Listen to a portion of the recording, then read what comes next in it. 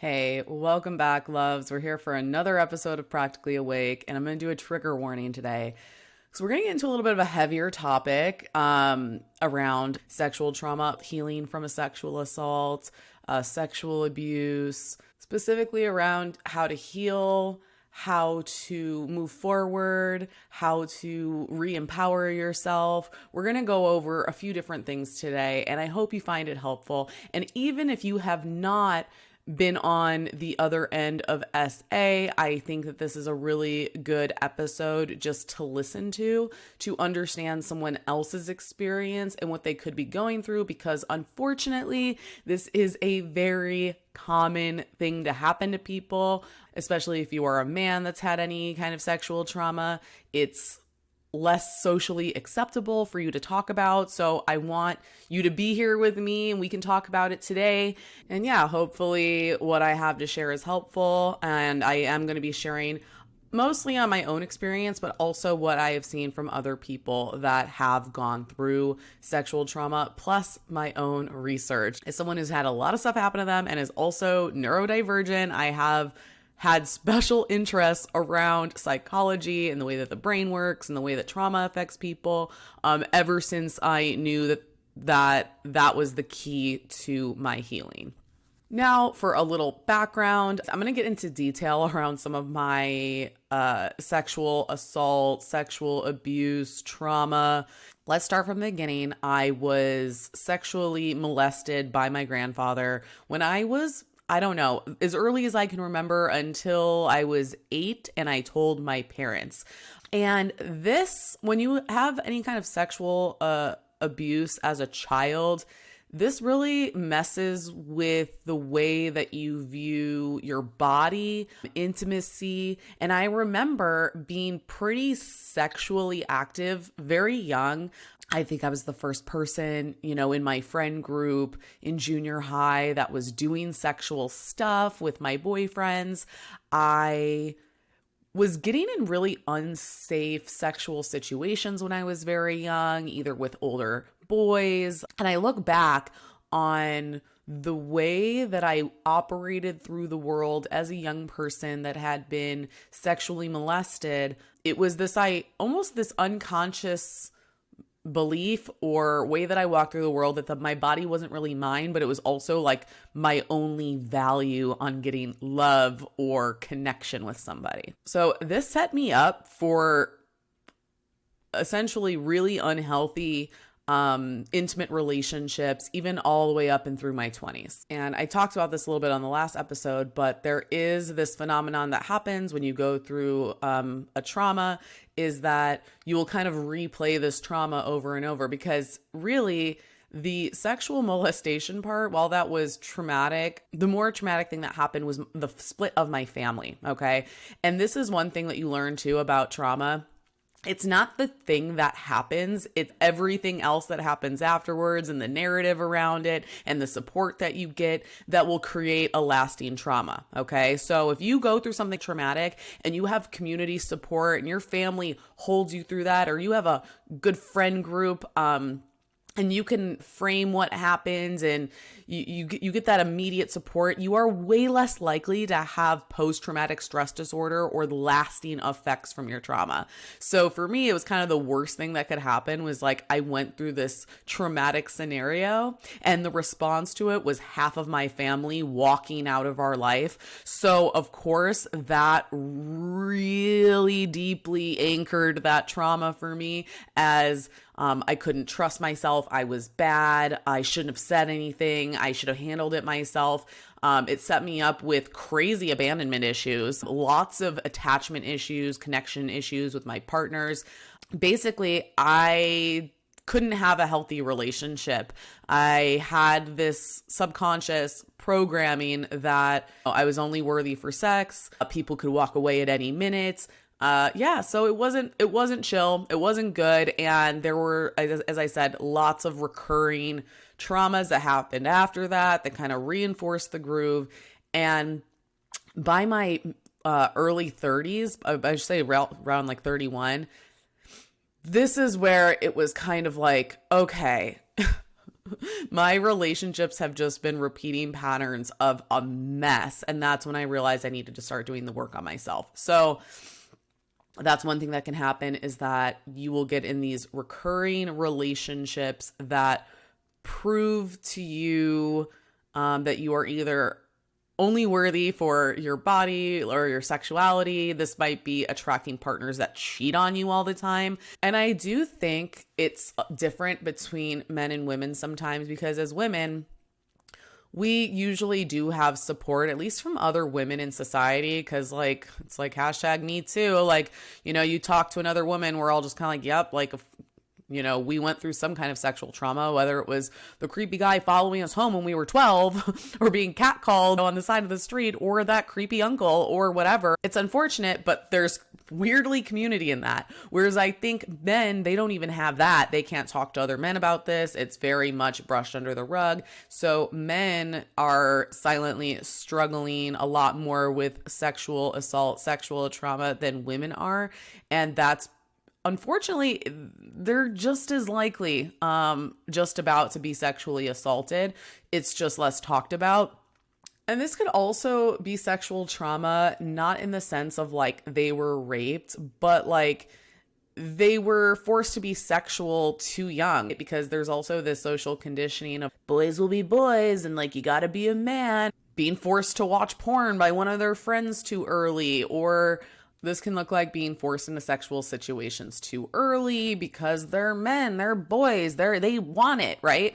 So that's definitely a way that men can be sexually violated or sexually traumatized when they're young, even when they're older. Adult women have this belief that, oh, men are just horny dogs and all they want is sex. So women will also sexually force themselves on men because they assume that they want it. And it's like one of these things that we don't talk about enough, but actually men are human beings too. Sometimes they're not in the mood. Sometimes they don't want it. And they succumb to either their partner or a random woman that comes on to them because they don't know how to say no in that context. And they're not going to physically fight a woman. I knew somebody that happened to, where it was like, he said no, and then she sat on it anyways. And it was this very confusing, painful experience for him, because he did say no and she was like, yeah, right, of course, yeah, sure, no, and like did it anyway. So this is like a problem all around, where it's also women aren't taking into account men's consent. Also, pedophilia against little boys is really a lot more common than men will admit to or talk to each other about. But because I have worked with men in this capacity for quite some time, I do hear the stories, and I know that it is more common than not. Also, you hear things like the frickin' babysitter, mom, or like a stepmom being completely inappropriate.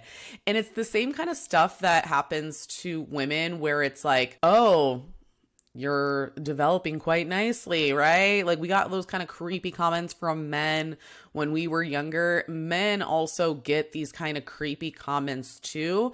They're just told to not look at it as creepy because, you know, they're boys, they're men, they should want sex. So this whole narrative around hypersexualizing girls and then also assuming boys to be hypersexualized can create lots of unconscious belief systems, trauma, impact that we need to be more conscious of all around for any gender. Okay, so I'm inserting this right here into the middle of the episode while I'm editing it, so the quality isn't going to be as good. And if you're watching on YouTube, you probably can't see me right now, but there was something when I was editing later in the episode made me think. You're going to hear me talk about when I went through a more recent sexual trauma. It really brought up some unconscious content around previous abuse that I had been through and unconscious beliefs that I had around men that weren't very positive. And it made me think about when I used to do my pro-dominatrix work and we would be acting out fetishes around the mother.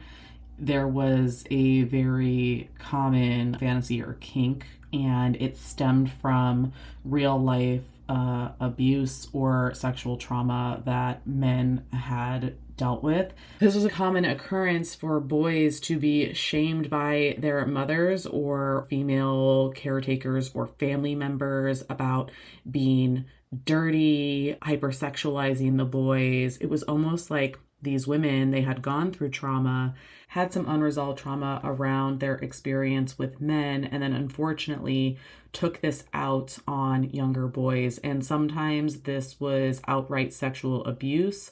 Other times it was contempt and shame, but this is something that doesn't get talked about enough. And unfortunately, I saw a pattern here of men having these very painful experiences of being a young boy and being shamed for their sexuality or for simply being boys and being male. It's important to talk about because also women can be abusive and sexually abusive to young boys, and it usually manifests that way. It's usually from women's unresolved trauma that gets projected on to boys and men, unfortunately.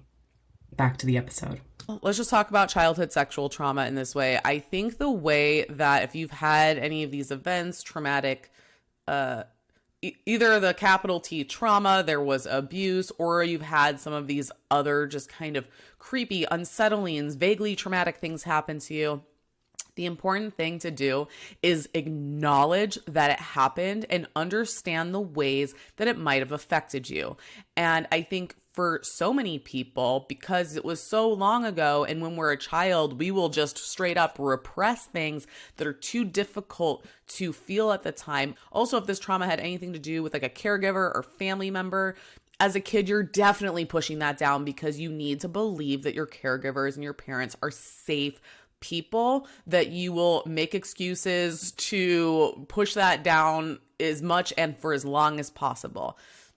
So as an adult, it's our duty essentially to kind of get back in touch with that inner child, see how they really felt about that, feel any emotions that come up around it. And then there's this talk around kind of reparenting, getting in touch with the archetype of the inner mother and father within you that nurtures and protects you. Okay, because that's another thing too. When you've had childhood trauma, especially sexual trauma, there is this version of you that either didn't get nurturing or didn't get protected. And it is your job now as an adult to nurture and protect yourself and make sure that that's showing up in your life, meaning that you're taking care of your body, you're standing up for yourself, putting up boundaries, because people with early life trauma will tend to negate these areas of their life. So part of reparenting yourself is putting in that discipline, that self-care, that nurturing energy back into your life. But generally, even if it was outside of childhood, it's your teen years, it's your early adulthood years, you want to go back and kind of take inventory of anything that happened to you that took away any sexual agency, sexual power, or instilled sexual shame, and really pay attention to what these events were and how they shaped you so that you can start to empower yourself again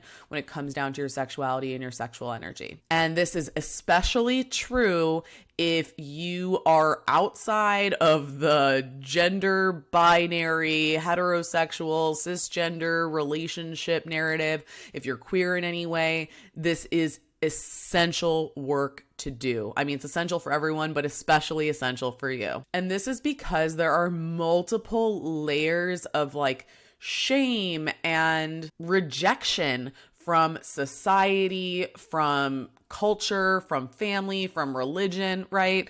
There are all of these social structures put in that say, oh, that's wrong or weird or not acceptable. So there are extra deeper layers of work to do to not just heal, but bring shadow content from your unconscious mind conscious so that you have full love for yourself and no internalized unconscious homophobia, queerphobia, transphobia, all of the phobias. And as anyone that's straight also should do this work, you know, so that you're not projecting that out onto queer people. But if you do identify as LGBTQ+, then definitely know that there is going to be some extra layers of shadow work for you to do so that you can come into just like full integration into who you are and your sexuality. Because Also, for a lot of queer people, I'm using queer as an umbrella term as like anybody in the LGBTQ community, but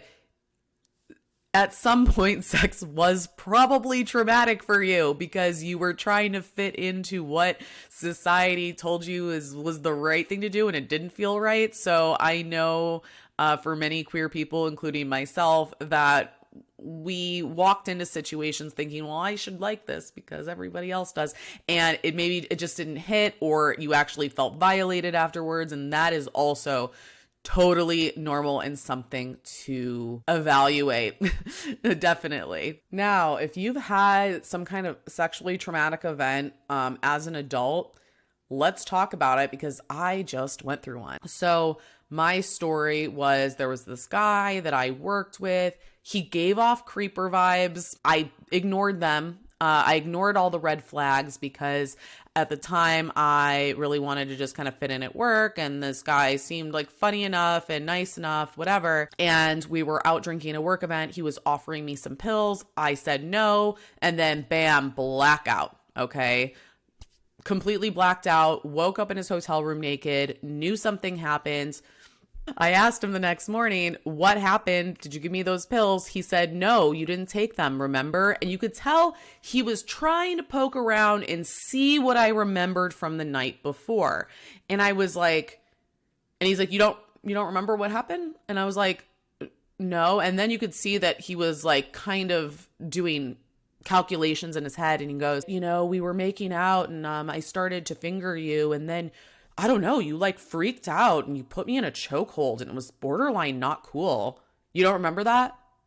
And I was like, no, but that sounds like something I would do because for anyone that knows me, I can do a perfect rear naked choke. So even while I was blackout, I must have gotten up to just defend myself, and it must have freaked him out enough that I was lucid. So he stopped. So thank God it wasn't worse, I guess. But yeah, so this happens, and I know for a fact I was sexually violated.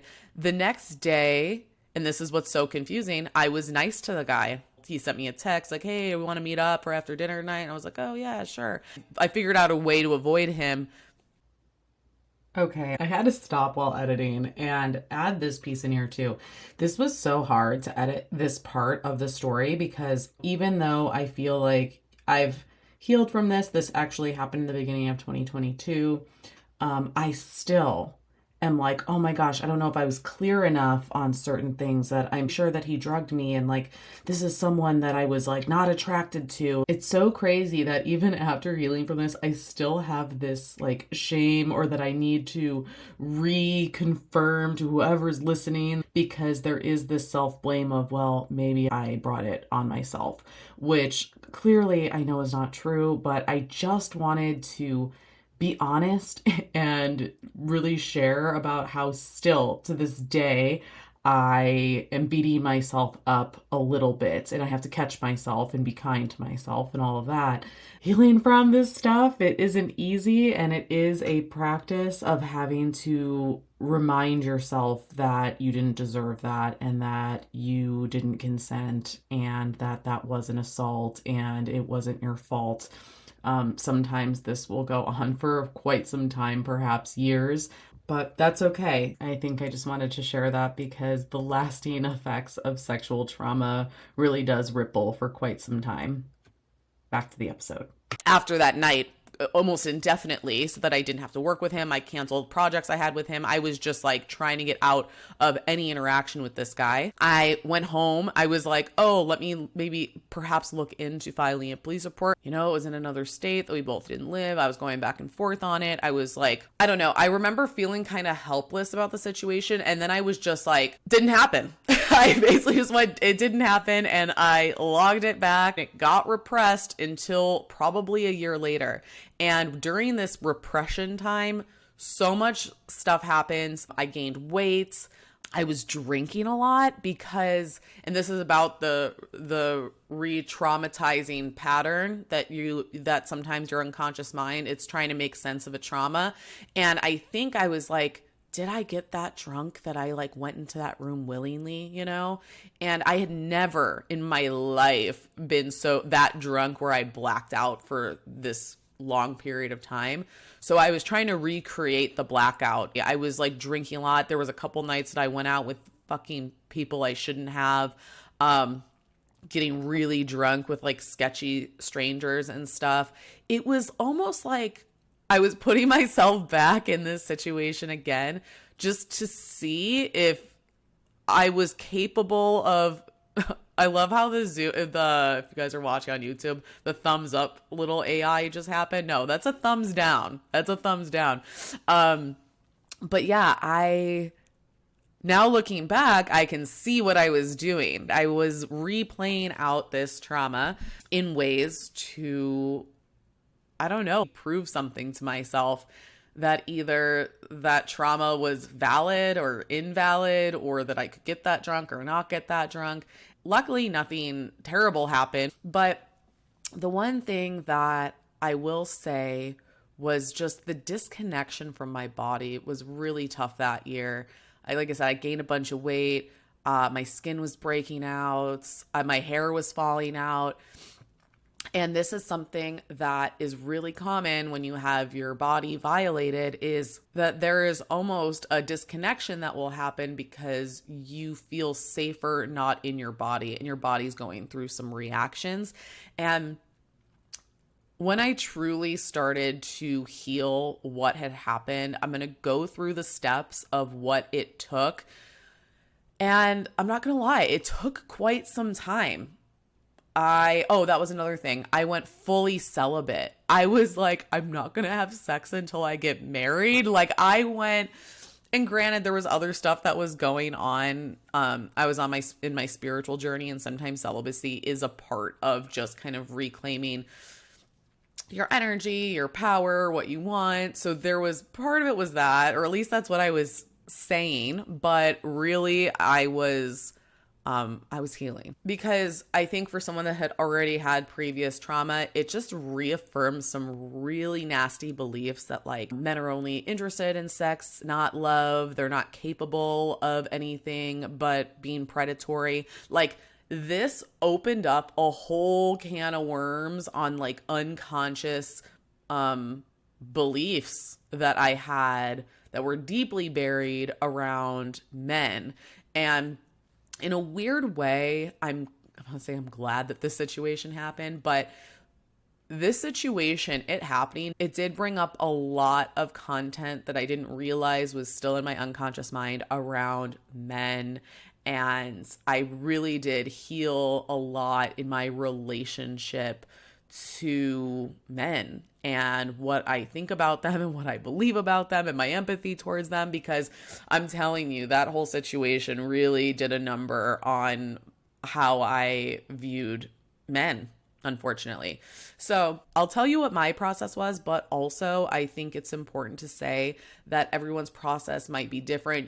There's going to be the same elements, but it might go in perhaps different orders or on different time frames. And you have to understand that when you're healing from a sexual assault or a sexual trauma, especially if your body was violated, your body, your psyche, it is intelligent and it will heal as it's ready to. I always say, like, don't try to force getting better. Don't try to force fixing anything. Don't try to force healing. Don't be like, well, if I just do A, B, and C, like, then I'll be okay. Like, that is shame, actually. That's driving the behavior of wanting to heal. And I know that motivator very well, because when I started my healing journey, it was very shame based, that like there was something wrong with me that I needed to fix.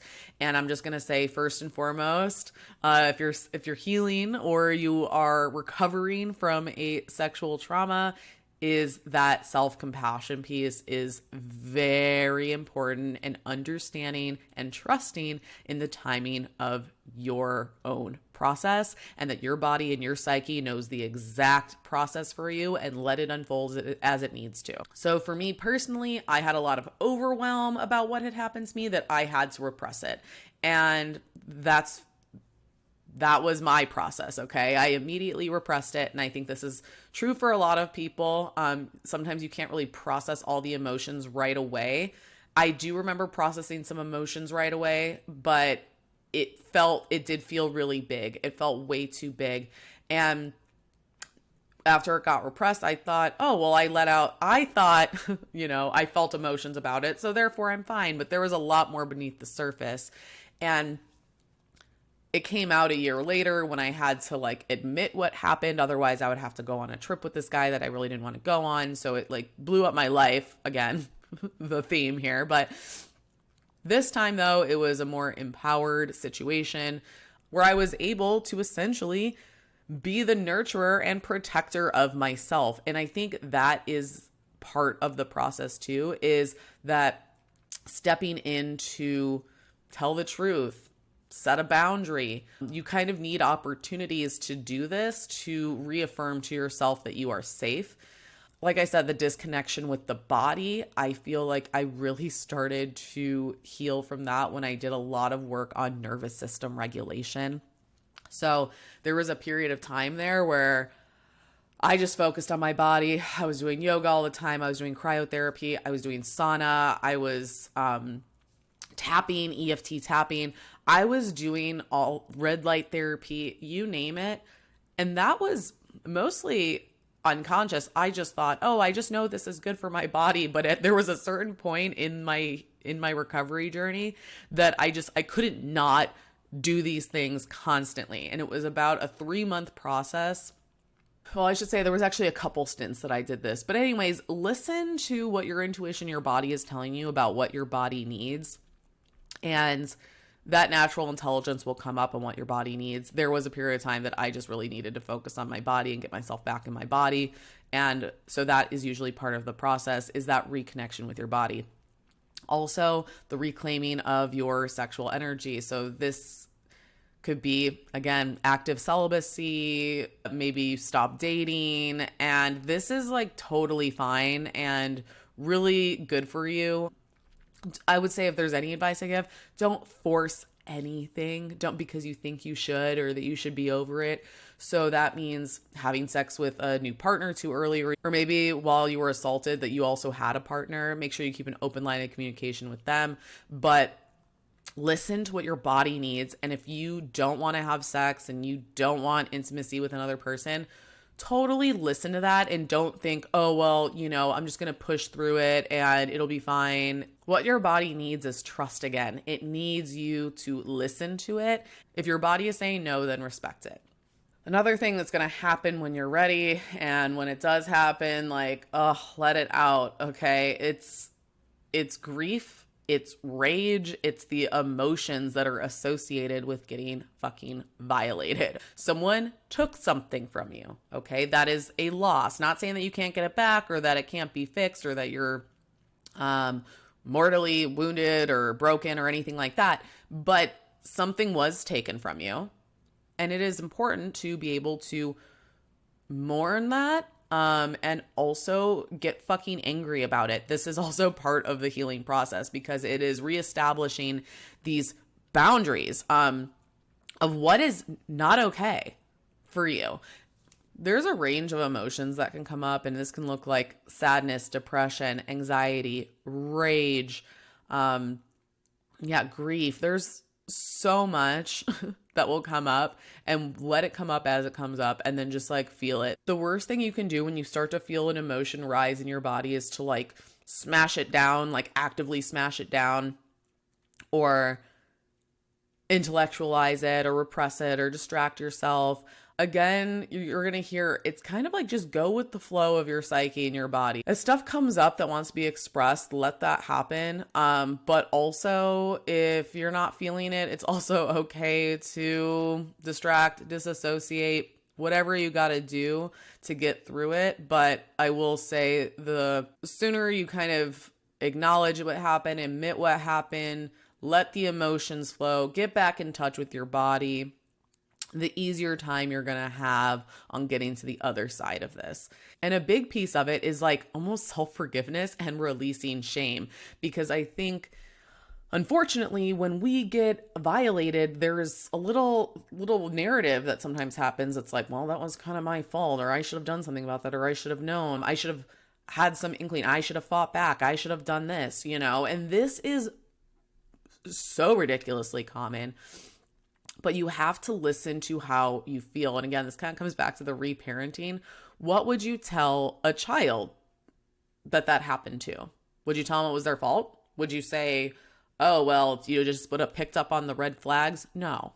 And even if you're an adult when this happened, you want to be super kind to yourself and treat yourself with tenderness and love and compassion, and release any kind of shame or self-critical narrative about what happened to you. Easier said than done, I know, but this is a tip that I have. If you're ever getting self-critical or blamey or shamey with yourself, imagine that voice talking to like the 6-year-old version of you, okay? Like this is essentially the relationship that you have with yourself, and that nurturing and protective, loving energy that you have towards yourself.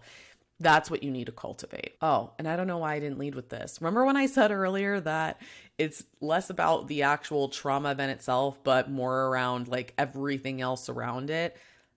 Always get support, okay? Get somebody that you can talk to, that's not judgmental, that's going to support you, that's going to hold space for you.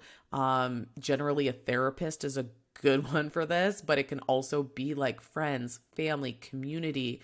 You want to enlist every resource that you have to support you during your healing recovery journey of a sexual assault. I made the mistake of this last one of not doing that, and I really wish I would have. Granted, when I was finally ready to fully accept what happened and admit out loud, that was another thing too. For me, I had to once I verbalize it out loud, then the emotions came up for me. I had to verbalize it out loud to a person for me to acknowledge that, yes, this was a sexual situation that I did not consent to, and then the emotions were able to come up and out, and then I was able to enlist support. So granted, I understand that it might not happen right away because you might not be fully there yet, ready to talk about it. But the moment that you are, enlist the people that can support you, whether that be a therapist, a coach, people that love you, family members, friends. It can really change the trajectory, the outcome, and the overall severity of these emotional experiences that you're going to have when you have hands to support you. Okay, what else? I think that's it for now. I hope this was helpful. And if you have experienced a sexual assault and you have not gotten help, I highly urge you, this is your sign.